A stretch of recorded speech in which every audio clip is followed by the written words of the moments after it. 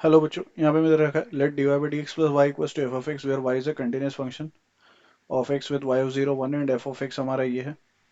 Then हमें बताना है मैच द मैट्रिक्स कौन सा करेक्ट होगा। सो बेसिकली ये हमारी लीनियर डिफरेंशियल इक्वेशन है। नाउ इंटीग्रेटिंग फैक्टर हमारा हो जाएगा e to the power integration of p d x which is 1 का integration x। So integrating factor e to the power x आ रहा है। नाउ सॉल्यूशन हो जाएगा y into integrating factor is equals to integration of q into integrating factor पूरे का integration और plus का c। नाउ अगर हम बात करें x की जो कि हमारा 0 से 2 के बीच में, तो इन दैट केस हमारा f of x e to the power minus x है, right. So in that case y into e to the power x is equal to ये हो जाएगा e to the power 0 which is 1 और उसका integration. So y into e to the power x and that is equal to x plus c. Now x को अगर हम 0 put करें तो e to the power 0 is 1 और यहाँ पे हमारे पास बेसिकली y भी 1 है, so 1 is equal to 0 plus c. So this implies c हमारा 1 आ रहा है। सो इक्वेशन आ जाएगी y into e to the power x is equal to x plus 1। So y बराबर यहाँ से हमारे पास आ रहा है एक्स प्लस 1 अपॉन में e to the power x, right. Now यहाँ पे अगर हम देखें तो हमारे पास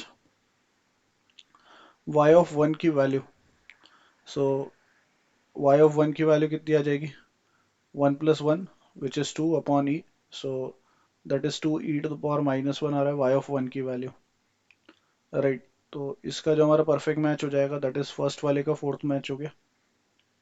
नाउ नेक्स्ट अगर हम इसका बी पार्ट देखें तो y डैश निकाल लेते हैं। सो y हमारा basically x plus 1 upon e to the power x है, right.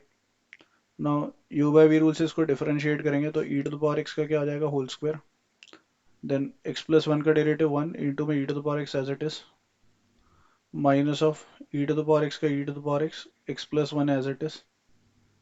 Now y dash of 1 की अगर हम बात करें तो that is e minus of 2 e which is minus of e और अपॉन में ई स्क्वायर। सो एक ही से एक ही कैंसिल हो जाएगा। So minus of e to the power minus 1 आ रहा है। सो पहले का हमारा फोर्थ आ चुका था, दूसरे का क्या आ रहा है फर्स्ट आ रहा है, राइट। नाउ नेक्स्ट अगर हम बात करें तो y ऑफ 3 चाहिए। नाउ यहाँ पे हमारे पास x अगर 2 से बड़ा है तो then in that case function हमारा e to the power minus 2 है। So for x greater than 2 हमारा हो जाएगा y into integrating factor is equal to integration of f x हमारा e to the power minus 2 है और into e to the power x और इस पूरे का इंटीग्रेशन प्लस सी। सो यहाँ से हमारे पास बेसिकली आ रहा है